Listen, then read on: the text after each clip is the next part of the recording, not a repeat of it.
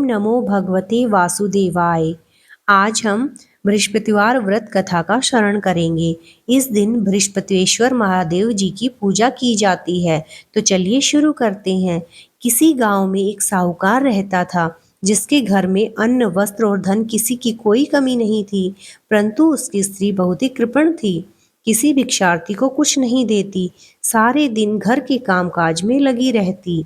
एक समय एक साधु महात्मा बृहस्पतिवार के दिन उसके द्वार पर आए और भिक्षा की याचना की। स्त्री उस समय घर के आंगन को लीप रही थी।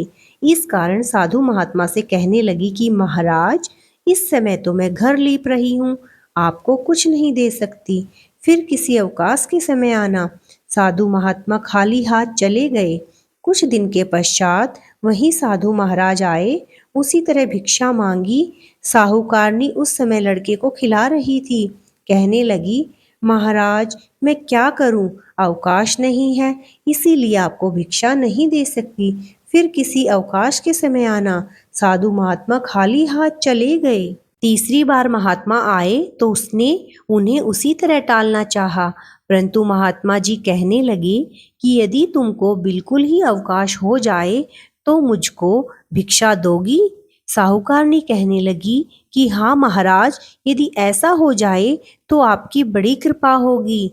साधु महात्मा जी कहने लगे कि अच्छा, मैं एक उपाय बताता हूँ। तुम बृहस्पतिवार को दिन चढ़ने पर उठो और सारे घर में झाड़ू लगाकर कूड़ा एक कोने में जमा करके रख दो। घर में चौका मत बनाओ। फिर स्नान आदि करके घर वालों से कह दो उस दिन सब हजामत अवश्य बनवाएं। रसोई बनाकर चूल्हे के पीछे रखा करो, सामने कभी न रखो। सायंकाल को अंधेरा होने के बाद दीपक जलाया करो तथा बृहस्पतिवार को पीले वस्त्र मत धारण करो, ना पीले रंग की चीजों का भोजन करो। यदि ऐसा करोगे तो तुमको घर का कोई काम नहीं करना पड़ेगा। साहूकारनी ने ऐसा ही किया। बृहस्पतिवार को दिन चढ़े उठी, झाड़ू लगाकर कूड़े को घर में जमा कर दिया। पुरुषों ने हजामत बनवाई, भोजन बनाकर चूल्हे के पीछे रखा।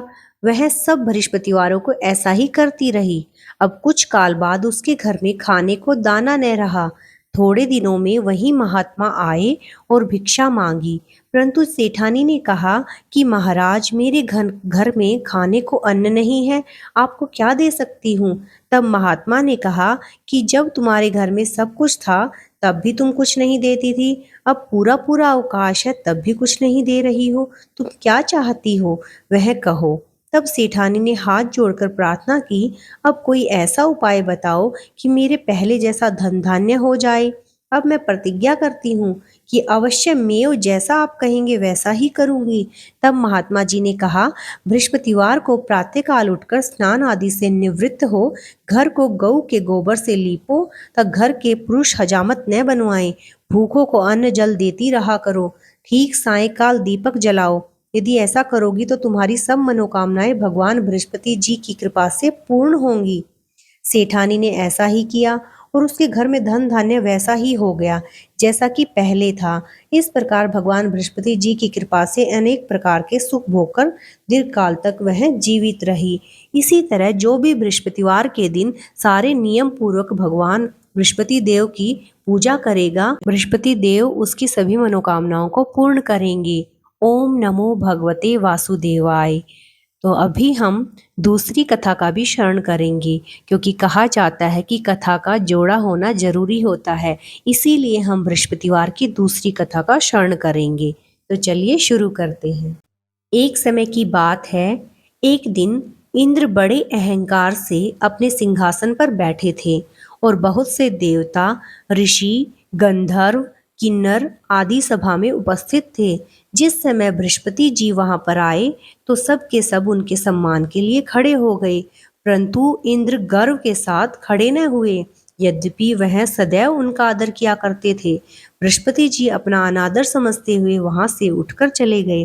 तब इंद्र को बड़ा शोक हुआ कि देखो, गुरुजी के आशीर्वाद से ही तो मुझको यह वैभव मिला है, उनके क्रोध से यह सब नष्ट हो जाएगा, इसीलिए उनके पास जाकर उनसे क्षमा मांगनी चाहिए, जिससे उनका क्रोध शांत हो जाए और मेरा कल्याण हो जाए। ऐसा विचार कर इंद्र उनके स्थान पर गए। जब बृहस्पति जी ने अपने योग बल से यह जान लिया कि इंद्र क्षमा मांगने के लिए यहाँ पर आ रहे हैं, तब क्रोधवश उससे भेंट करना उचित न समझकर अंतर ध्यान हो गए। जब इंद्र ने बृहस्पति जी को घर पर न देखा, तब निराश होकर लौट आए। जब दैत्यों के राजा वृषवर्मा को यह समाचार विदित हुआ, तो उसने अपने गुरु शुक्राचार्य की आज्ञा से इंद्रपुरी को चारों तरफ से घेर लिया। गुरु की कृपा न होने के कारण देवता हारने व मार खाने लगे। तब उन्होंने ब्रह्मा जी को विनय पूर्वक सब वृतांत सुनाया और कहा कि महाराज, दैत्यों से किसी प्रकार बचाइए।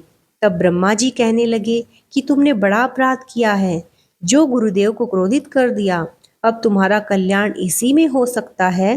त्वष्टा ब्राह्मण के पुत्र विश्वरूपा को अपना पुरोहित बनाओ, क्योंकि वह बड़े तपस्वी और ज्ञानी हैं।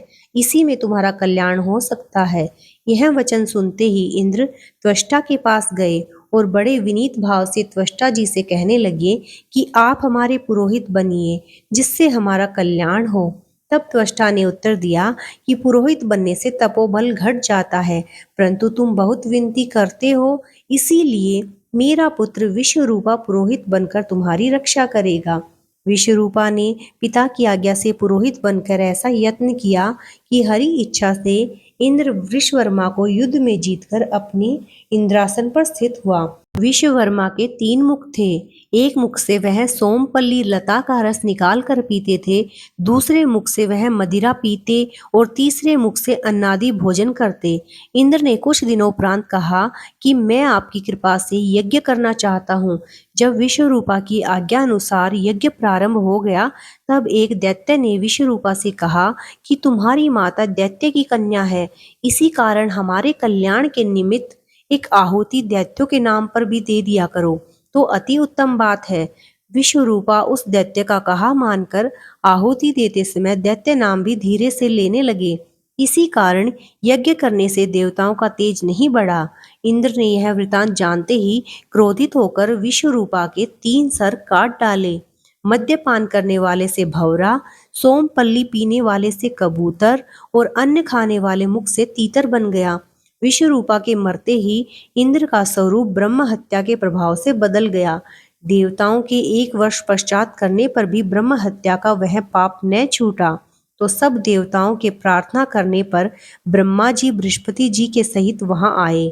उस ब्रह्म हत्या के 4 भाग किए, उनमें से एक भाग पृथ्वी को दे दिया। इसी कारण कहीं कहीं धरती ऊंची नीची और बीज बोने के लायक भी नहीं होती।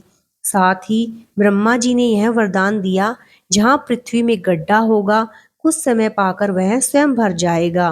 दूसरा वृक्षों को दिया, जिससे उनमें से गोंद बनकर बहता है। इस कारण गूगल के अतिरिक्त सब गोंद अशुद्ध समझे जाते हैं। वृक्षों को यह वरदान दिया कि ऊपर से सूख जाने पर जड़ फिर फूट जाती है। तीसरा भाग स्त्रियों को दिया। इस प्रकार स्त्रियां हर महीने रजस्वला होकर पहले दिन चांडालनी, दूसरे दिन ब्रह्मघातिनी, तीसरे दिन धोबिन के समान रहकर चौथे दिन शुद्ध होती है, और संतान प्राप्ति का उनको वरदान दिया। चौथा भाग जल को दिया, जिससे फेन और शिवाल आदि जल के ऊपर आ जाते हैं। जल को यह वरदान मिला कि जिस चीज में डाला जाएगा वह बोझ में बढ़ जाएगी। इस प्रकार इंद्र को ब्रह्म हत्या के पाप से मुक्त किया। जो मनुष्य इस कथा को पढ़ता या सुनता है, उसके सब पाप बृहस्पति जी महाराज की कृपा से नष्ट हो जाते हैं। बोलो बृहस्पति जी महाराज की जय हो। विष्णु भगवान की जय हो। ओम नमो भगवते वासुदेवाय।